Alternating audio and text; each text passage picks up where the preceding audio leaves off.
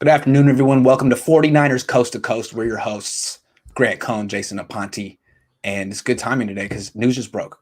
Jason, the Niners have been fined for another offseason violation. The first one was a violation at rookie minicamp, which cost them the rest of rookie minicamp. Now, they did something at OTAs, which cost Kyle Shanahan $50,000 and the 49ers $100,000. I'd like to get your reaction real quick. I'll give you the official statement from the 49ers. Mm-hmm. The health and safety of our players is our highest priority, and we take following league rules very seriously.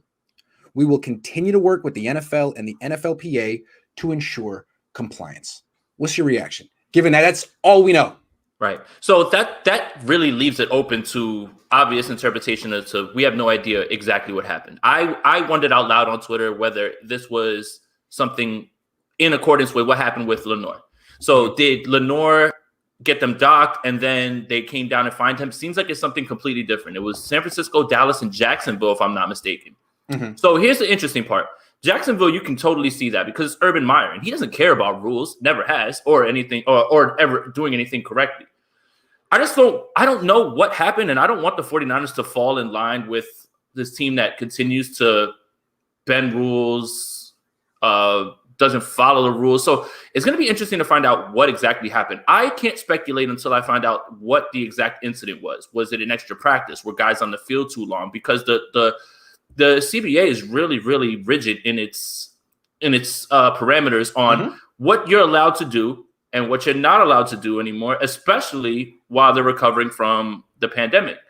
So it's really going to be interesting to find out what happened. Until they do tell you exactly what the incident was, the 49ers just gave a very generic PR, statement. I guess that's what they had to do right there. But until we know exactly what happened, it's hard to speculate right now. Here's what we know. They got in trouble twice in the spring.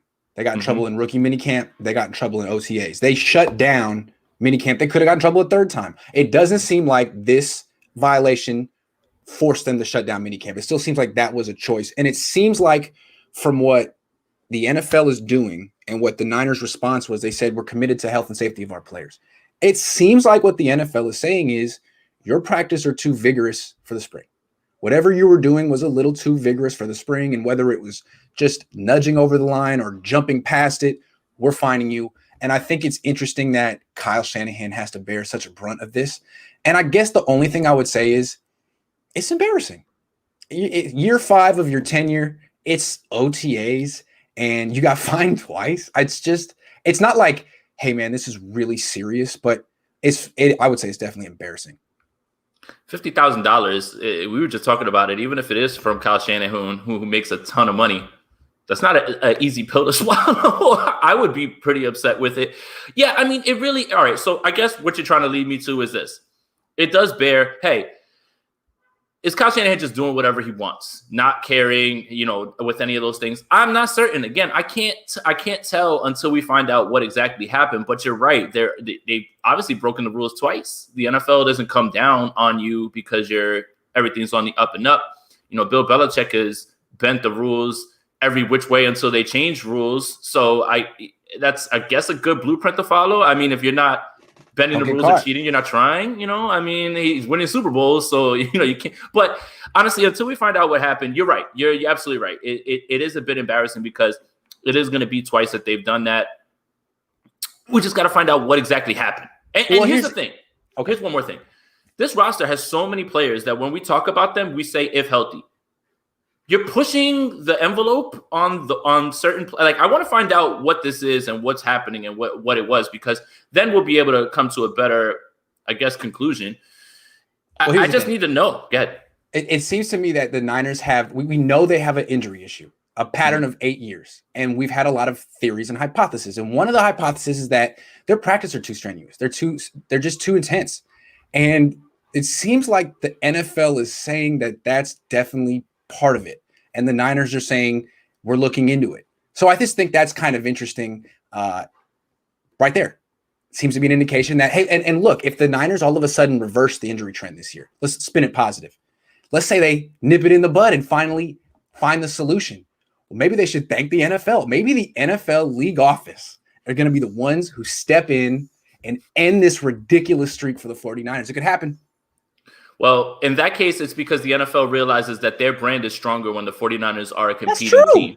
And there's no doubt about that. That's not being a 49er fan. That's the truth. If this is the most important West Coast franchise. I don't care what you say about the Seahawks or the Rams. It's the most important West Coast franchise. The league is so much stronger when the Niners are good.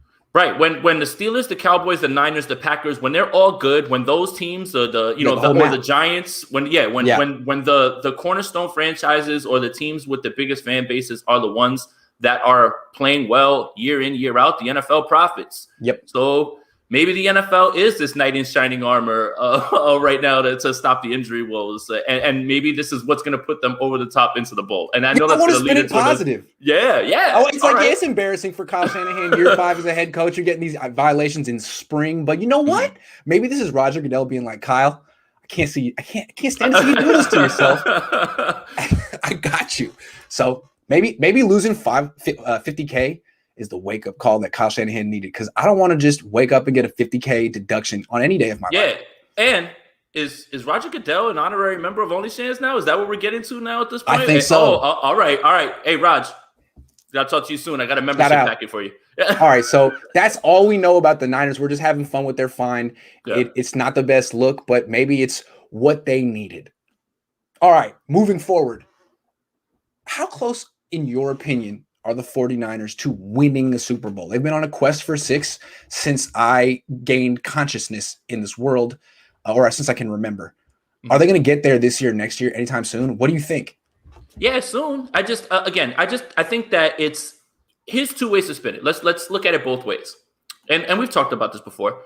The first time that we talked about it, we said, well, I don't know if they should be considered right away off the bat Super Bowl contenders. But then when you start to look around the NFC now with probably no Aaron Rodgers, where's the team that is completely dominant besides the Bucs? So there's a window or a path for the 49ers to get to the Super Bowl. And if the Bucs 45-year-old quarterback starts to play like he's 45, then it's wide open.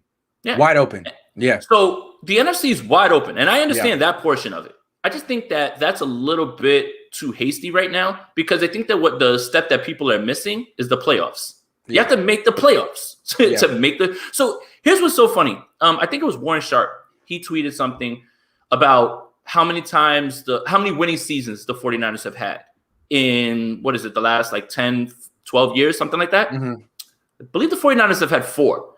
Each of those 4 years, they were in the NFC Championship or the Super Bowl. This is the biggest boomer bust team in the league. It's not like they get to the playoffs and they lose one game. No. If they get to the playoffs, they're rolling on their way to a Super Bowl. So I think the goal first, obviously, before you get to a Super Bowl, is be a perennial playoff team. Put yourself in that mix every single time. So I won't say that right now they are a Super Bowl contender, but it's hard to argue with somebody who wants to say that, because the NFC is wide open. No one's scared of anybody from the East. If Aaron Rodgers isn't playing, even if he was there, the 49ers, when they're healthy, have kind of had their number. It's really their only competition, it seems like, in the NFC is going to come from their own division. And the Bucs, the Bucs will be the Bucs. They have probably one of the 1-2 best rosters in the league, brought everybody back.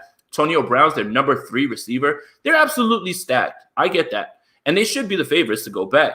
But there is a world where the 49ers have a way to get there. I just don't think it's fair to put those expectations on this team right away. Let's start with a playoff berth. Let's get out of this division, which is probably the hardest in football. Let's get out of this division with 11, 12 wins. And then we'll talk about Super Bowl when we get to the playoffs. I just don't think it's fair to say Super Bowl or bust right now. Yeah, I agree with that. I do. But I think people look maybe from the East Coast, they look at the Niners like, well, they're not really settled on a quarterback. I'm not taking them seriously. I don't really look at the Niners that way. I mean, they're not a quarterback-driven team. Quarterback is the most important position, but Jimmy can win. His replacement is much more talented. I feel like both of these quarterbacks could win on this team, and I feel like the roster is good. It's what Shanahan's been building for 5 years. I feel like people forget this is supposed to be year 5 of a 6-year deal. He got an extension, but the whole original plan of bringing him in is that he would be contending right now, and I think they're actually a little closer than maybe people nationally realize. Once one of these quarterbacks gets in a rhythm, I think this team could go really far. Now, are they going to win a Super Bowl this year? Maybe not. Probably not. But they could go to the NFC Championship. They could win a Super Bowl next year. I think if Kyle Shanahan is as good as we think he is, the perception is, yeah, then he's going to have a winning season this year, win a playoff game, and then at least one playoff game, and then win it all next year. I mean, like, he's had 3 losing seasons in 4 years. So did Bill Walsh to start off. Fair enough. You're building from scratch. The thing about Bill Walsh is he never had another losing season after that. So I think it's fair to expect like the results to happen now. Like, you didn't walk into the same team that Sean McVay did with the Rams. You didn't have a ready-made contender, but you've built one. This is year 5, and I know there's been some complications along the way, but I think it's reasonable to have high expectations for this team moving forward. And Bill Belichick also. Remember, he was on the cusp of being fired right before Drew Bledsoe got destroyed and cracked his sternum and started the Tom Brady era. And that's the thing. It's all about context. But right now, I think that any team's goal should be being in the playoffs every single year. I know that you don't get a trophy for that, but you got to be in it to win it. And the team is just so boom or bust, and it's just so weird when it comes to that. But I think that everybody's journey as a coach is different. And it's the same thing with Kyle Shanahan. But this has got to be a season where if they win a playoff game, that's a successful season in my book. I know that people don't want to hear that, but that's successful because you're moving in the right direction. Remember, when you asked, I think we had a show where you asked, hey, what would be a successful season? Building in the right direction. Show me things that I can point to that say, okay, this is what they're building to. I love it. You know, this can't be just if you don't win a Super Bowl, it's not successful. No, there needs to be context. There needs to be a lot of things that you need to think about when you think about a successful season. Can you get the rookie up to speed? Can everybody get through the season unscathed with injuries? Can you show that you can win games in a multitude of ways with great defense or just scoring points when you need to consistently? So there's a lot of ways that you can quantify a successful season. I just don't think it's fair to say Super Bowl or bust. I don't think. Also, if it's Trey Lance who's the quarterback when they're playing in the playoffs, that's all good. All good experience. And that's house money you're playing with. Yeah. Yeah, so all I'm saying is not to like raise the bar and be like extra negative on this team if they don't reach some lofty goals, just to say that I think you're in store for a better team than you expect. Everyone's kind of like, well, the team get hurt and the quarterback and the defensive coordinator. Team might be really, really good. And I guess we'll just have to see what Trey Lance can do early on.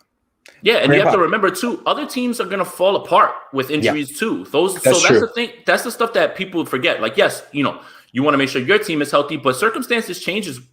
This is a week-to-week league. Week 4, you could be at the top of somebody's power rankings. Everybody's saying, I don't know how this team can be beat. By the time week 12 rolls around, whether that's injuries or whether that's whatever you're doing on the field as far as scheme isn't working, this league changes fast. So that's why it's impossible right now on July 1st to say, yeah, the 49ers Super Bowl contenders. Let's see some bullets start flying first. Let's get some games. Yeah, imagine if Aaron Donald or Jalen Ramsey gets hurt. Like, what's that team going to be like? The Rams are out. Yeah, Rams are out. Sorry. Yeah, Grandpa Pat says at least there's no Oklahoma drill, no Super Bowl this year. Playoffs are bust. Yes, playoffs. They should make the playoffs this year. It's a tough division, but they have an easy schedule and an easy conference. And more playoff spots are open. If I'll tell you this, if you want to quantify a successful season with a playoff berth and a victory, but a unsuccessful season will be not making the playoffs this year. Bottom line, that's the best way I could put it, and that'll be a failure. That in my eyes, that'll be a failure if they don't make the playoffs this year. Yeah, it's not like there's totally starting over. You're not totally starting over. You've been building this for 5 years. You brought in a new quarterback, but you still have the old one. You're expected to make the playoffs this year somehow. It's not the same as, the other guy who got fined was Urban Meyer. Whatever. It's like they're not going to compete. He's trying to. You can almost understand. Like, he hasn't been in the league. He doesn't know. That's his MO. That's his MO, though. He breaks rules everywhere he goes. Nothing happens to him, and he just gets another job somewhere else. So that's Urban Meyer's MO. That one didn't shock me at all. If the other one was Dallas. Tell me, that one, well, Mike McCarthy's inept. So look. All right. Back to the original point. You don't want to be in that company, man. Don't put yourself in that company, man. I was just about to say that. If you want to spin a negative out of it, don't be in the same group with Mike McCarthy and Urban Meyer. Yeah. That's not a good look. I agree with you on that one. Because no one questions that Kyle Shanahan is a brilliant offensive scheme innovator. Like, there's no there's some people in his league, but no one better. We're just talking about like leadership and organization, man. Control your team. Boring stuff. Control your team, man. Come on. And he is the face of this team, and he controls everything. It's not John Lynch, it's not Jed York, it's Kyle Shanahan. Kyle Shanahan has the keys to all of this. So it's not like he's like, well, that's over my pay grade or that's over my head. No. You're in charge of everything at this point. You are. So come on. That's why he got fined 50 and Jed York got fined 100. 50 bands. Oh. Don has a question about this. He said, do you think Kyle canceled mandatory to deflect from CBA wrongdoings? Maybe. I have a different theory. Do you think that Jed York canceled mandatory because he knew this was coming and was pissed? I don't know. I guess we'll never know. It's a good thing the state of the franchise was yesterday. That was fun.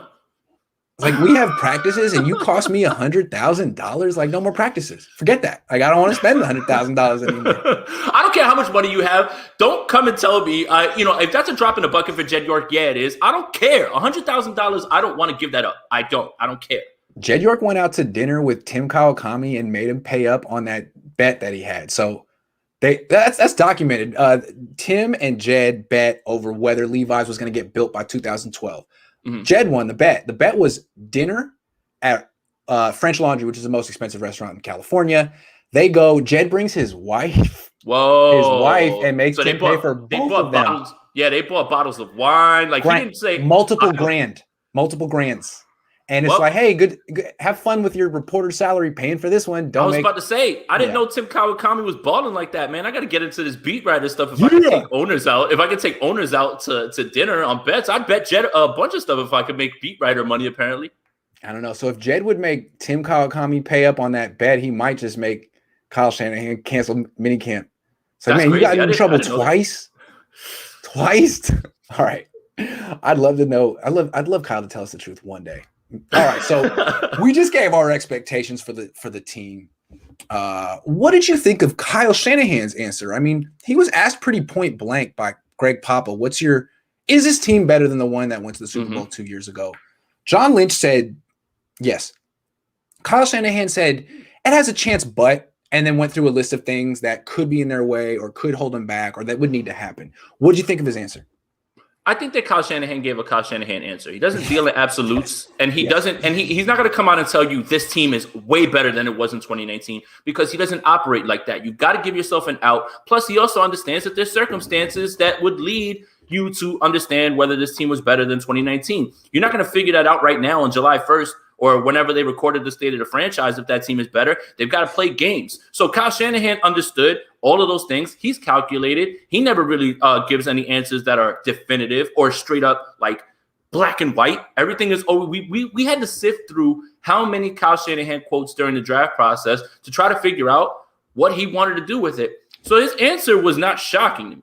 He could have just came right on and said, I believe we are.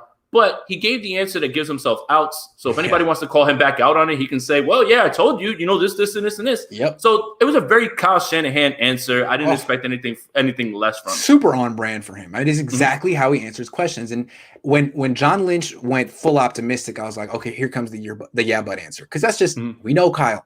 And I feel like it's just him being himself. He's super honest. He can't give a lie. He can't say something for the sake of saying it. But that's what you kind of have to do as a leader. Like, for example, covering Jim Harbaugh. Had Jim Harbaugh been asked the same question, he would have gave something very short in response. He would say, that's the expectation, and we're going to work hard to prove it. That's all you got to say. Not that we believe it. That's the expectation. You're either getting better, you're getting worse, and we're going to do everything we can to prove it. End of story. And Lynch kind of went there, although he said a little bit more, and Kyle went, full Kyle. And what I'm saying for Kyle is, look, man, we all appreciate your insight. You're right. What you said was right on, man. You totally let it out. But as a head coach of your team, like, the purpose of this whole thing was to hype up your fan base and your players. So I just feel like, ask yourself, Jason, let me ask you, his blunt honesty in that moment, was it inspiring? You know what I'm saying? Was it motivational? It didn't inspire me or motivate me. It felt right. It felt like how Kyle moves, and he did have a point when you talk about that. Again, it's so hard to talk about that on July 1st, whether this team is going to be better than a team that won 15 games and got this close to winning a Super Bowl. It's so hard to talk about those things in that way. Kyle's not dumb.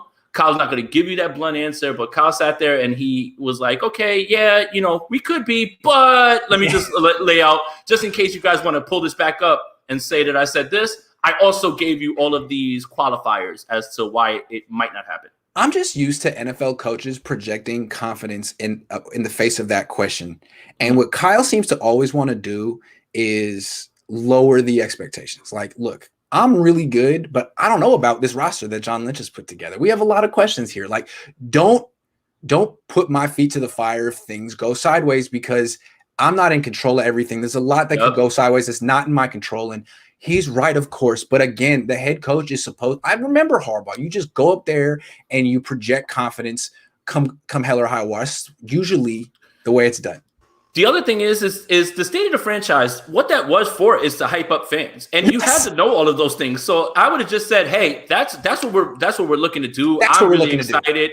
That's what we're hoping for. Obviously, that's the goal. And when the other comment I thought was kind of good that he gave was about the Super Bowl. Yeah, well, obviously, I've been close twice. And I was like, oh, wow. I was like, okay, Kyle. So, like, these are things that you don't normally talk about. But I was happy to hear him talk about that. I just don't know if 49er fans want to hear about him acknowledging that, yeah, the Super Bowl is the goal, and I've been there, and I'm kind of close. But, yeah, I didn't know how that was going to ring with 49er fans. I thought that was the more interesting quote for me. I guess it's ridiculous for a reporter to be telling a head coach to be less transparent. Like, I think he prides himself on his transparency and telling it like it is. And I appreciate it, Kyle. But I'm trying to talk to you as quality control right now. You know what I'm saying? Like, you don't need to do it all the time. Like, you can practice lying. I want you tonight to go in the mirror and practice lying, keeping your face straight, saying the minimal stuff, because sometimes it's in the best interest of your organization. And as a leader, you got to think that way. Do I need to lie right now? I won't even say it's lying. He needs to work on his coach speak. There you go. There you go. It's coach speak. It's coach speak. Oh man, he's a competitor. He works his tail off. Those things. It's generic. It rolls off the tongue. When you watch other head coaches, they don't even have to think about it. What do you think about this player? Man, he comes in and he competes. I love what he brings to the team. Look, I'm not an NFL coach. That's coach speak. Keep going. Give me, and I'll give you a coach speak answer. Go. Give me a question. Are the 49ers better than they were 2 years ago?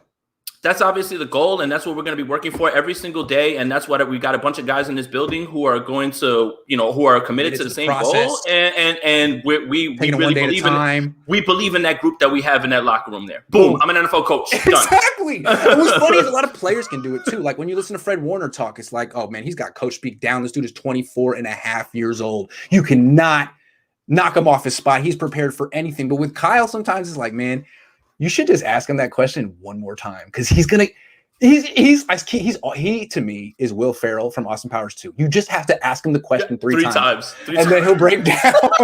I just can't stand being asked the same question 3 times. Dr. Evil. He's like, that was easy. All right, similar question. We've already said that Kyle Shanahan is the organization, the face of the organization. But I question his natural leadership ability, and I think he's very smart to surround himself with natural leaders. D'Amico Ryans, Robert Saleh. I mean, it's obvious that there's a yin and yang there that works. So my question is, in your opinion, and if it's Kyle, you can say it's Kyle, who is the leader of this franchise? Is it Jed? Is it John? Is it Kyle? Is it a player? It's Fred Warner. It so 100% is Fred Warner. I'm glad we got to there. We didn't even talk about that. I was just asking.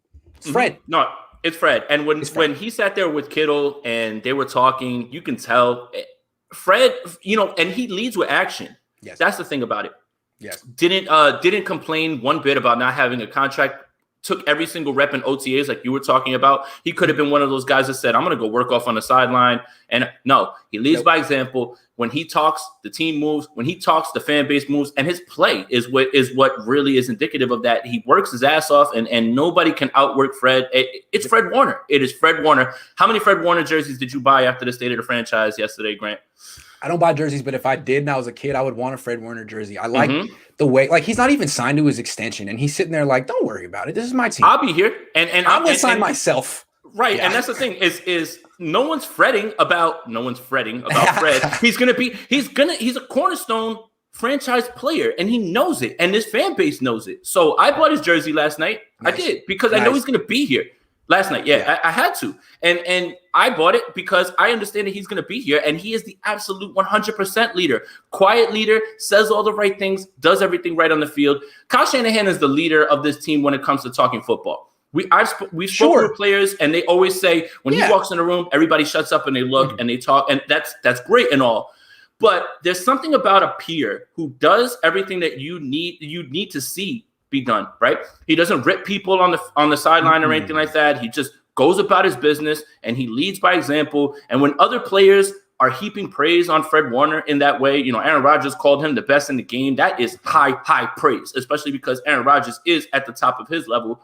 So it is Fred Warner. For me, it's Fred Warner, and it's more about how he leads without any sort of outlandishness. Like, Richard Sherman's a leader, right? When he was on his team. But Richard Sherman was way more outspoken. He just had a different style. Yes. So now that has been passed on to somebody. Fred Warner now leads his team with a quiet confidence of come in, do your job, work as hard as I do. It's Fred Warner.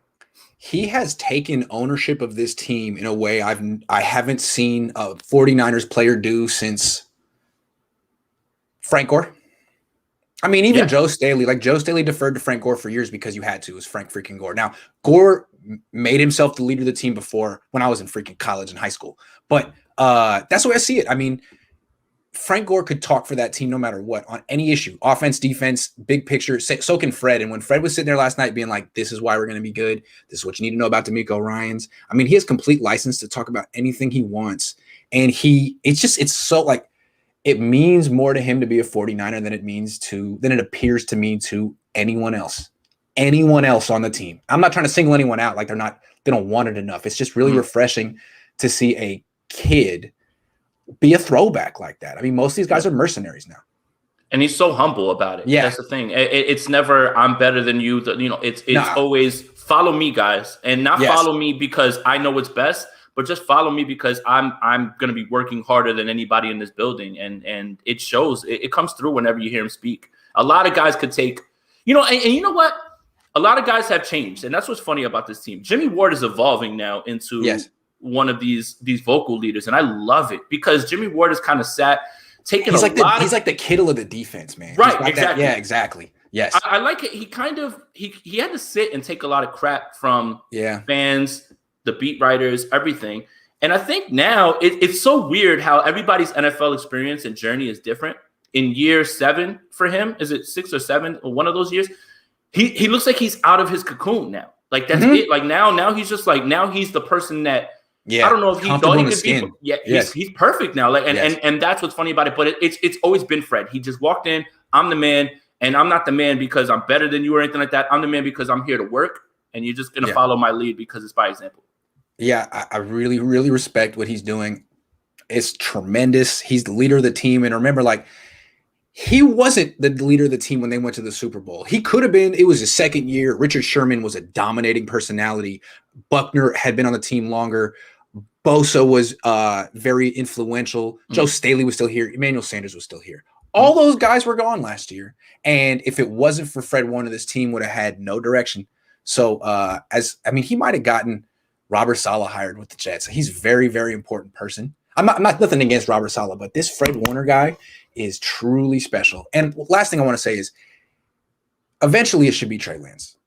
Usually you want the franchise quarterback to be the leader of the team, but Jimmy Garoppolo isn't that guy. He's just not that kind of personality, and there was a vacuum. Honestly, the head coach isn't that kind of a guy. It's a very interesting team. They have a quarterback who wins, a head coach who wins, but the leadership comes from different places a lot of the times, and it was from Saleh to an extent, and I think from Fred Warner is even more of a leader than Robert Saleh. He is such an alpha personality, and we saw it last night. And quiet confidence. I'm saying the state of the franchise better than anyone else. That's it. Yeah. Honestly, we could have probably did the state of the franchise a little bit. No. It was good. No, Kiana Martin ran that perfectly. She's amazing. I love Kiana Martin. Yeah. She's great at her job. Does a good job. I wasn't trying to knock them. It's just when the team sets up a media event like that without any real interviews, that's what it's going to be. I'm not knocking the people asking the questions.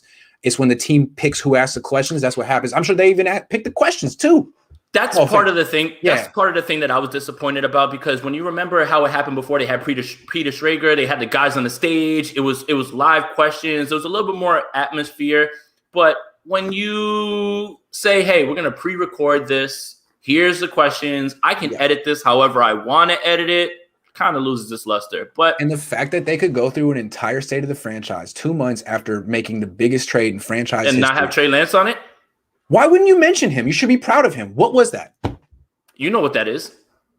I honestly they're not trying to drum it up any more than it's already already happening. Grant, I'm going to say this. I'm glad that I was able to take a week off last week. You know, I went to a Yankee game. That's not, I didn't like tell you, hey, I need a week off. I went to go watch the terrible Yankees play baseball. But dude, the Jimmy and Lance stuff is already, it's run its course already. And we haven't even gotten to training camp. It's like people are just regurgitating the same things over and over. Literally, no one has any sort of new point on either side. Thank God for the state of the franchise, man. Thank God for this fine. Because what else we have talked about today? It's just, I don't want to. I was going to call you and be like, man, you want to take the week off again? Listen, because I had tickets to the game today, and it got rained out. Thank God. But here's the thing: here's the problem. I'm not trying to police what people want to discuss and argue about or anything like that. My thing is when you've hit the ceiling on what you can say, there is nothing more that can be said on either side, pro Jimmy or pro Lance. There's nothing more, nothing. Yeah, because there's nothing else to talk about. It's enough. It is enough already. Please, guys, put the swords down, and we'll get back to this when camp starts. Wait for another Trey Lance great OTA report before you do something. People are citing stats from 2019 with Jimmy Garoppolo. People are citing what's going on with Trey Lance's workout videos. Dude, nothing has changed yet. Relax. Sorry. Sports content creators down bad this time of year. Woo, very bad. Josh says your favorite fan, Jimmy Ward, posted the "Do you consider me a safety?" on his Instagram story hours ago. Is he annoyed with how he's being used? No, I think he's annoyed with how he's perceived, right? Right, that's it. That's exactly it. I think he's trying to change the narrative on what he's because he's a Swiss Army knife, and he always has been. Remember, he bounced from nickel corner to safety to like. Now I think people. It's so funny. Again, I don't know if we talked about this before, but Jimmy Ward's perception has completely changed amongst 49ers fans. He was one of the most disliked 49ers because of injury concerns and things like that. But now, because people have been woken up to him covering tight ends and him playing in the box and doing everything else, now all of a sudden 49er fans love Jimmy Ward. It's so weird to me. He kind of had the Grant Cohn shift really quickly. You and him are parallel. And I think that's why he talked about what he talked about when he brought you up, because I don't know of a rebrand that was more strong than Jimmy Ward or yourself. I mean, the only other person I could think of that rebranded themselves in all of sports to be somewhat like, not you, I'm just talking about Alex Rodriguez, aren't you? Yes, A-Rod. A-Rod. I never took steroids. Everyone hated A-Rod. Once he got on TV, everybody was like, oh, look, this guy's really kind of smart and he's all right. Yeah, so I'm not saying that that's you. I'm just saying that he had one of the best rebrands, and also Jennifer Lopez has something to do with that. But that's true. That has nothing to do with the 49ers. Jimmy, come on my show. I'm trying to interview you. Don't have Twitter. I don't know how to reach out to you. I'm going to call your agent, but I know you're watching. Come on my show. Grant, make an IG, and he's on IG, and send that DM, man. Shoot your shot. Shoot a shoot. I'm gonna shoot my shot. No, I'm just going to call his agent. Are you kidding me? There you go. All right. Here's a question, and we don't know the answer to this question, but it's a question that keeps popping up in my mind when I see all the steps that Trey Lance is. It's obvious what Trey Lance is doing. He's like, I'm just going to play the part until they give it to me. You know, I'm just going to act the part of the franchise quarterback. I'm organizing stuff. I'm working out with Debo. If Jimmy doesn't want to do it, I'll do it. Jimmy did this stuff last year. He was all in the mix in Nashville, and now it's Trey. And it seems like they brought in Trey to take your job, and Jimmy's response is to do nothing. Or at least that's what it seems because of social media. Right. What do you exactly? Do you think Jimmy is apathetic in the sense where he's like, you know what? I'd be happy to leave the 49ers. Actually, I could use a change of scenery. Or is it impossible to know where he's coming from? I think it's on brand for Jimmy. He has social media, but he never uses it. And he's never used it to post workout videos or anything like that. Even when he was in Nashville, he was just in Nashville working. Yeah. So you have to think about the age gap, right? Jimmy Garoppolo is close to 30. Yes. Trey Lance just turned 21. True. Trey Lance has been brought up in this social media era where people post their workout videos. Now, here's the dichotomy, and here's the thing. Do you work in silence, or do you want everybody to see that you're working out? For me, the way that I am, because I'm older and I'm, whatever, Gen Z, boomer, whatever. Work in silence, let the results play out. That's it. I don't need to show you that. Like, it's like that person that goes to the gym, right? Yeah. And it keeps showing you every day, oh my God, I'm lifting.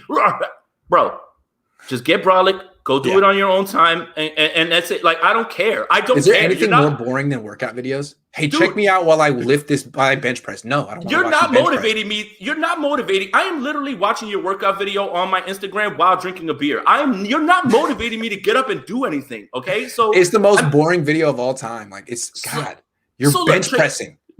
Trey Lance, Kendrick Bourne, those guys, those are social media guys. That's where they were brought up. They were brought up in this time to do those things. So they're showing their work, cool, because they are working. Work in silence, get on the field and do something, and it's right on brand for Jimmy Garoppolo. He's never been, look, he doesn't say anything in press conferences. He's never out there. Like the most you'll see him doing is Kentucky Derby with Tom Brady. He's not a big social media guy. He seems like he's very private in that way. So I'm not going to kill him for this. I don't think he's apathetic. I just think this kind of falls in line with the way that he moves on social media. Let me tell you what I would do, though. If I were Jimmy Garoppolo, If I were Jimmy Garoppolo and they just brought in my replacement, like, to me, this is a lot like what happened with Phillip Rivers and Drew Brees. Like, they're moving you out, but not yet. If I were the older guy getting pushed out, I would, and I wanted to stay on that team, I would make it known. I would go over the top to show that the fan base, I want to be here. And anytime Trey Lance tried to organize something or work out with Debo, I would be like, no, Debo, I'm organizing something over here. And now you got to choose who you're going to go to, me or and I would say, Trey, who the hell do you think you are? I'm still the quarterback of this team. You come to my workout. That's what I would do. I would have a total horsepower competition with that kid. Let me play devil's advocate. Sure. Because if that's not something that you've been doing your entire time with the team, because Nashville happened, but after Richie James breaks his wrist and Deebo Samuel breaks his foot, it's like, all right, that's it. Everybody get out of here. Like, no more of this anymore. But doesn't that kind of ring hollow? It doesn't ring true if Jimmy Garoppolo all of a sudden changes what he's been doing, and all of a sudden now, like, as a fan, I would read right through that.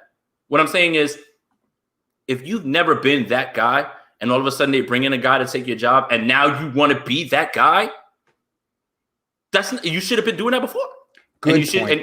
And that's my thing. So I mean, if you kind of change that, for me, it comes off fake. And for me, that really shows a little bit of insecurity on Jimmy's part. Jimmy sitting here and not changing a thing doesn't make him apathetic. It gives off a little bit of quiet confidence, in my opinion. I'm still here, I'm still the man, and I'm still gonna do my thing. So look, whether take it how you want, but I don't want people changing things just to change your perception or have something that doesn't ring true. It would be hollow if he tried to change up the way he was moving. Still here. All right, we got some more information from Adam Schefter. We got some more information from Adam Schefter. Go. So he just tweeted that NFL management ordered the 49ers to cancel the final week of OTAs. Hold on. Here's what he tweeted. He says, other penalties. NFL Management Council ordered the 49ers to cancel the final week of OTAs last month. So when they said, hey, we've done enough, we've got enough. That was a lie. That was a lie. They were ordered to cancel the last week of OTAs. I don't think they were ordered to cancel minicamp. I guess they felt, what's the point of stopping and starting and stopping and starting? That actually makes more sense. So this is very educational. So yeah, man, Kyle. So you wanted to lie more. I told you to lie. Now this is lie more. I was saying lie for the sake of motivating your fans and players. This probably best to be transparent on why you're getting in trouble. So, okay, now we know for sure that Kyle Shanahan got a week of rookie minicamp canceled and a week of OTAs canceled. So he got 2 weeks canceled. That's embarrassing. It's embarrassing. Sorry, it's just embarrassing. What's embarrassing is to be lumped in with Mike McCarthy and Urban Meyer. Super. Yup. And look, Mike McCarthy's a punchline. Urban Meyer, you know what? Let's just wipe the slate clean of what we know about Urban Meyer. Urban Meyer's a first-year coach. What if he's trying to change the culture? Maybe, we're going to practice a little bit harder. We're done with all that. Okay, fine. You can cut him some slack. Kyle Shanahan in year 5. Come on. Yeah, I don't think you're doing that. Urban Meyer is like, I could see him willfully breaking the rules and be like, I don't care. I'm trying to set a culture. Urban Meyer. And what are they going to do? They're not going to fire me. And if I get fired, I'll get another job. Who cares? That's Urban Meyer. That's literally I don't see that from Kyle. I don't think Kyle's trying to set a culture. It's year 5. I think he's. I don't know. I feel like he's so good at the attention to details of X's and O's. I mean, it's what he does. But the details. That's what I'm saying. That's what I'm saying.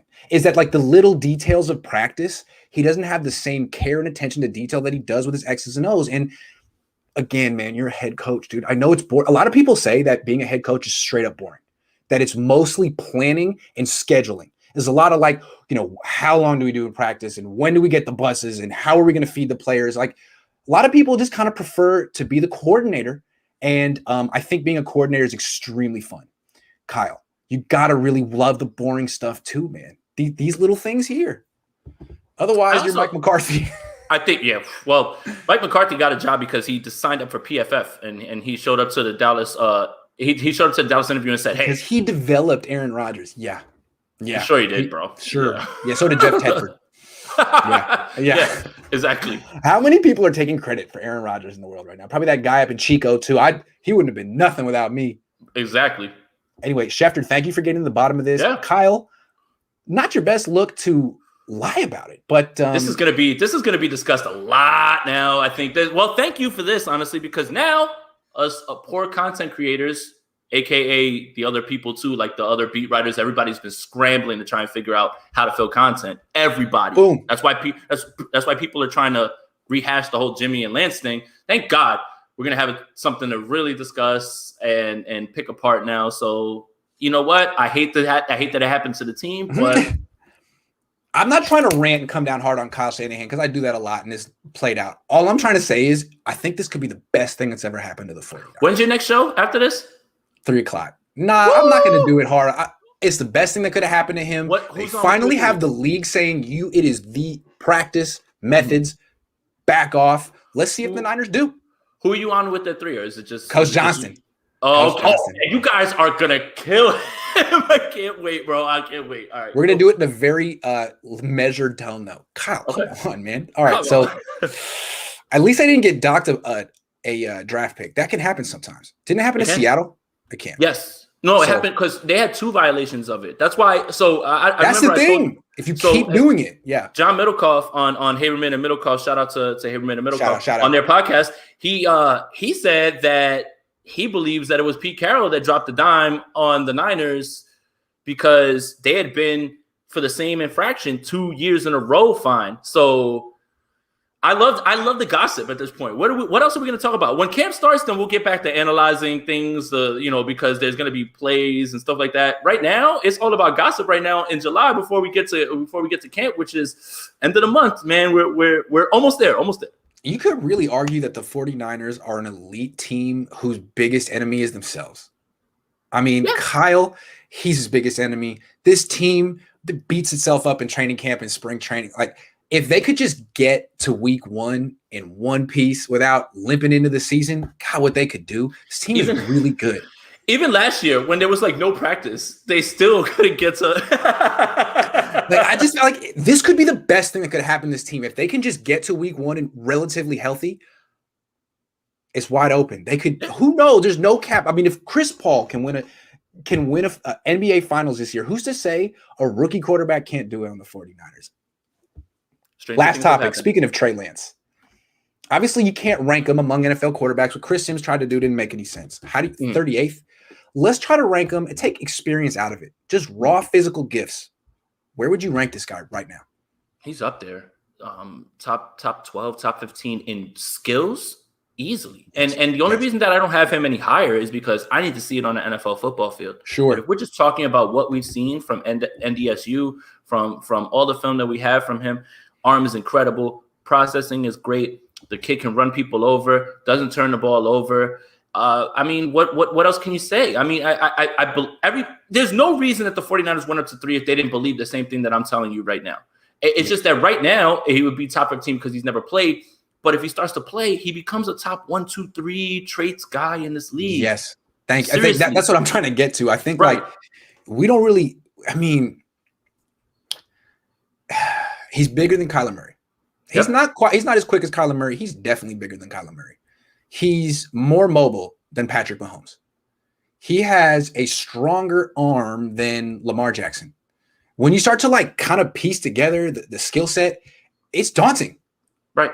Another thing too is in today's game, everybody is gravitating to undersized linebackers who are faster. Now, those undersized linebackers are going to have to try to tackle Trey Lance in the open field. Godspeed. So that's what I'm talking about. He's the most physical runner in the Niners backfield, yo. He is. Even Sermon? He's bigger than Sermon, man. I mean, maybe Sermon is just a more naturally, a more natural runner, but dude, this guy is huge. Him and Jalen Hurd.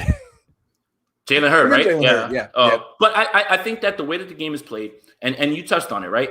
Not as fast as Kyler Murray, pretty close. Better arm than Lamar Jackson for sure. The processing is really where if the processing turns over from college to where it was into the NFL, sky's the limit. Now he's a 1, 2, 3 guy. Now that's why I was comparing him to Fred Warner, because Fred Warner is very gifted for a middle linebacker. He was a safety. He moves well. He's tall. But what puts him over the top is that the mental side of his game is right there with the physical side, if not surpassing it. And I think that's what is the expectation for Trey Lance. Yeah. And the 49ers, if they didn't believe this of him, they wouldn't have moved up to 3 to get him. So that's why I think he's such an exciting pick. I'm not a Niner fan, but I did advocate for them to get him. And I think that the ceiling is staggering. Like, he has the ceiling to be the best quarterback in the league. And I'm not saying he will be, but he has those tools to work with. If he puts in the work, if things go his way, if he doesn't get hurt and the Niners stay good, he could be Patrick Mahomes in a few years. Who knows? It's in his range of outcomes. That's what I'll say. That's what it'll definitely. I mean, again, when you talk about range of outcomes, it's what's more likely, but it's in his range of outcomes. And I think that the 49ers believe that, and that's why they moved up to 3 to get him. So you could argue that of the young quarterbacks in the league, his range of outcomes is bigger and wider than anyone else's. I mean, he could be a bust. He doesn't have much experience. He could be a bust, but I think a lot of what we're excited about too is him being paired with Kyle Shanahan. Because look, let's face it, I love Patrick Mahomes, but Patrick Mahomes has one of the best play designer, play callers in his bag, and that also really helps. Put Patrick Mahomes on the Jaguars, he's not lifting them to any Super Bowl. That's not or if you put Deshaun Watson on the Chiefs instead of Mahomes, maybe Deshaun Watson would be the one talking about as like the greatest quarterback of all time. Situation matters, and I think all of that is what everybody's excited about with Trey Lance. Trey Lance didn't get dumped on. See, when there's a number 3 pick, it's usually a really bad team. You don't go to an amazing team with a roster and an amazing coach. That's not how this is. So Trey Lance has. That's what's so weird about this year. Like, Lance goes 3 to the excellent roster. Fields goes 10th to Chicago. Good defense, but Chicago's where a young quarterback put it. And that situation could wind up impairing his progressions and all those things. I'm not trying to, make excuses, but situation matters. And I think that people don't understand that. Like I said, if Patrick Mahomes got taken by the Jacksonville Jaguars, I don't think the Jacksonville Jaguars right now probably are sniffing any sort of Super Bowl or anything like that. He's great. He's amazing. But stop acting like Andy Reid and that franchise and what they built and the way that they were going when they got him. That has nothing to do with that. So it's not the same thing. Like, situation matters. Right. I think what we're saying is Patrick Mahomes' physical skill set was daunting. It was off the charts.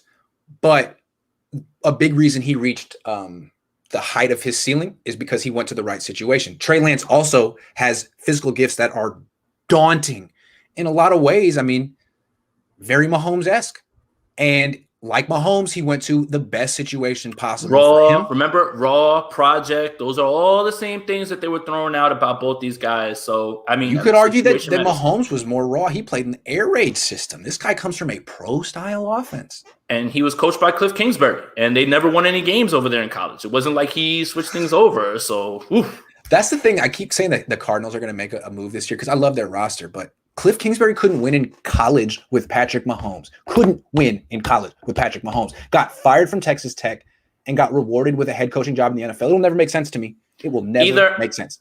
Either I'm about to get all the praise from my Cardinal slander, or this Cardinal slander from me is about to blow up in my face if the Cardinals decide to take a step. But as long as Cliff Kingsbury's there, I don't care.